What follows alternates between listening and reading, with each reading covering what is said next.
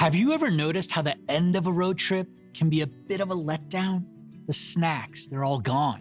The playlists have worn out their welcome. Someone's trying to charge their phone with a cord that mysteriously stopped working 2 states ago. And the conversations, they've all run their course. The car smells like a mix of fast food and feet. And at least once, somebody says, next time, we're flying. But even with all that, there's something kind of sacred about the ride home. Because whether you've been gone for a week or just a weekend, you can't help but start to reflect. You look back on the highlights, you laugh about the detours, you overdo it with the new inside jokes. You start sorting through it all. What went right? What went wrong? What caught me off guard? And maybe what did I learn? But it's not just road trips. We also do this at the end of our kids' school year, a job, a relationship, or a season of change. We even do this after a tough week. There's something deeply human about looking back and trying to make sense of a story. That's exactly what we're doing today. Because as we wrap up this series, we're stepping into the final words of Moses, a man who didn't just take a road trip, he led an entire nation through the desert for 40 years. And when he finally got to the end, the way he chose to look back, what he remembered, what he focused on, it might just change how we look back too. And maybe even how we move forward. There's something true about every season, every story, every challenge. You get to choose the lens you look through. You can look back and focus on what went wrong, or you can look back and focus on how you grew. You can obsess over the failure, or you can see the formation. That choice of lens shapes everything, because the same situation can look like a dead end to one person and a growth curve to another. The same mistake can feel like shame to one person and a breakthrough to someone else. It's easy, natural even, to view our past through the lens of regret. I should have known better. I messed that up. I didn't say the right thing. I didn't make the right move. If I could do it again, I'd do it differently. And those thoughts, they spiral fast. Regret loves to rehearse the past without ever redeeming it. But here's the shift that changes everything. What if the question isn't, what if I fail? What if the better question is, what if I grow? What if God doesn't waste anything, not even the parts we'd rather forget? Because here's what's true. Every breakthrough starts with risk. Every courageous decision carries the possibility of failure, but also the promise of growth. Even failure becomes meaningful when you see it through the right lens. And this isn't just positive thinking, it's how God has been shaping people since the beginning. That's what makes today's truth so powerful. Moses knew what it felt like to mess up. He lived with consequences. He walked with regret. He carried the weight of mistakes. But when we catch up with him at the end of his life, he wasn't looking back through the lens of what went wrong. He was looking back through the lens of what God made right. And that perspective is everything. So let's rewind for a second. Back in week 1, we met Moses at the burning bush, overwhelmed, uncertain, deeply insecure. No, I'm not good with words. They won't believe me, or who am I to do this? Moses couldn't stop talking about his own weaknesses, but God wasn't focused on Moses' limitations. He was focused on his own strength. His response, simply, Moses, I will be with you. Now, fast forward to the end of Moses' life, he's older, he's weathered, he's scarred. He's been through betrayal and disappointment and even personal failure. He didn't even get to enter the promised land himself. And yet he doesn't end his story talking about failure, his or Israel's. He ends it talking about God's faithfulness. Look at what he wrote in the Old Testament book of Deuteronomy. Remember how the Lord your God led you all the way in the wilderness these 40 years. This is part of Moses' farewell speech just before the Israelites entered the promised land. Deuteronomy, which means second law, was Moses reminding a new generation who God is and how they got to where they were. And the key word, remember. Moses wanted God's people to remember what God had done. not just to recall the facts of what he had done, but to let what he had done lead to a deeper trust in him. The fact was that God had brought them through the wilderness, yes, but he did that because he is faithful and he's worth trusting. Moses focused on God's faithfulness, not on the people's. Moses didn't say, remember how you blew it? Or remember how you griped and grumbled? He said, remember how God led you. God led us through uncharted territory, and not just for part of the journey, but all the way. Even through rebellion, complaining, backtracking, and discipline, God was still leading. This reframed the wilderness not as a punishment, but as a place of formation, where God shaped them, taught them, and proved his presence over and over again. And so a few chapters later, Moses wrote this: He is the one you praise. He is your God who performed for you those great and awesome wonders you saw with your own eyes.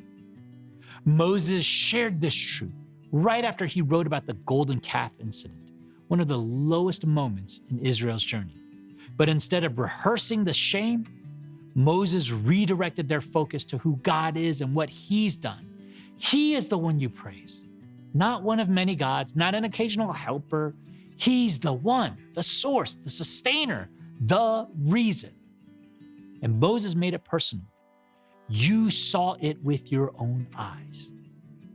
The plagues in Egypt, the Red Sea splitting, manna from heaven, water coming from a rock, fire on Mount Sinai, and maybe most powerfully, mercy when you deserve judgment. We've talked about some of this stuff in this series. Moses was reminding them and us that praise is rooted in memory. And when we forget what God has done, it's easy to lose sight of who he is. Psalm 90 is the only psalm attributed to Moses. It's deeply personal, reflective, and honest. Look at the first two verses. Lord, you have been our dwelling place throughout all generations. Before the mountains were born, or you brought forth the whole world, from everlasting to everlasting, you are God. You have been our dwelling place. Think about that. The Israelites didn't have cities. They didn't have stable homes. For 40 years, they lived in tents and then kept moving. No fixed address, no permanent structures. But Moses wrote, our home wasn't a place. It was a person. God wasn't just their guide. He was their shelter, their refuge, their constant. And then Moses zoomed way out. From everlasting to everlasting, you are God. Moses was saying, you've always been and you'll always be. God isn't bound by this moment, this wilderness, this struggle, or even this nation. He is the God of all generations, all seasons, all stories. This is the voice of a man who had suffered, failed, but grown. But instead of bitterness, we hear reverence. Instead of frustration, we hear awe. Moses could have ended his life looking back on failure, but he chose to end it with worship. He chose the lens of faithfulness, not failure. That's not denial. That's discipleship. It's what it looks like to walk through the wilderness with God and come out the other side with a heart full of praise. This is someone who carried scars, but chose to remember the God who never left. Someone who could have stayed stuck in regret, but chose to retell the story through the lens of growth and grace. Maybe you're not at the end of your story. Maybe you're at the very beginning. Maybe you're not reflecting on decades, you're just trying to figure out what comes next. You don't have to wait until you're older to look back through the right lens. You can start now. You can start learning to see God in the small things, to look for his goodness in the waiting, to recognize his guidance in the uncertainty, to tell your story, even as it's unfolding, with confidence that God is already in it. No matter how much of your story has been written, the same invitation stands. See it through the lens of a good God who's been with you all the way. Because your story isn't perfect, but God's goodness is. Let your past, present, and future be filtered through the goodness of God, not the weight of regret. So how do we carry Moses' perspective and God's presence into our next uncharted season? because life isn't about arriving at a final destination. It's about learning how to walk with God through the in-between. We'll hear 2 simple, powerful moves to help you do just that. First, retell your story with God in it. We all tell ourselves stories about our lives, stories about who we are, what's happened to us, and what all it means. But here's the thing, the story you tell shapes the person you become. So take a look back at your journey, not to rehash every regret, but to recognize where God may have been present even when you didn't notice it at the time. Where did he give you just enough strength to keep going? Where did he protect you from something you didn't even know to fear? Where did he place the right person, the right word, the right open door at just the right moment? Where did he use a hard season to grow a soft heart? You don't need a burning bush. You don't need a miracle moment to confirm God's presence. Sometimes the evidence is simply this: you're still here. So what would it look like to retell your story with God at the center? Not your mistakes, not your circumstances, not your critics. That shift might not change your past, but it could absolutely change how you live in the present. And then choose worship over regret. Now, this one's tough because regret, it's loud. It replays conversations you can't redo. It highlights doors you wish you had opened, or maybe doors that you wish you never walked through. It loves to say, if only. But here's the invitation. Instead of replaying your past in loops of shame or what ifs, let it become a playlist of praise. Worship doesn't mean pretending everything's fine. It means acknowledging that God was good even when life wasn't, that he was forming something in you even in the failure, that he never left even when you felt alone. Like Moses, you can look back on wandering seasons, wounded places, and unmet expectations and still say, God was with me. He led me. He's still my dwelling place. Because that's what faith does. It sees the goodness of God, even in the grave. Not just in the victories, not just in the big breakthroughs, but in the waiting, the doubting, the enduring, the everyday. So today, you have a choice. Keep carrying your past like a weight, or let it become a window into God's faithfulness. You don't have to have it all figured out. You just need to trust the one who's been with you every step of the way. The next season may still feel uncharted, but you're not walking into it alone. We called this series Uncharted because life, it rarely hands us a perfect map for the journey. But over the past 6 weeks, we've seen something better, a God who walks with us. From the burning bush to the parted sea, from fear to faith, from wandering to worship, he has been there and he still is. Your story, it may not be perfect, but God's goodness is.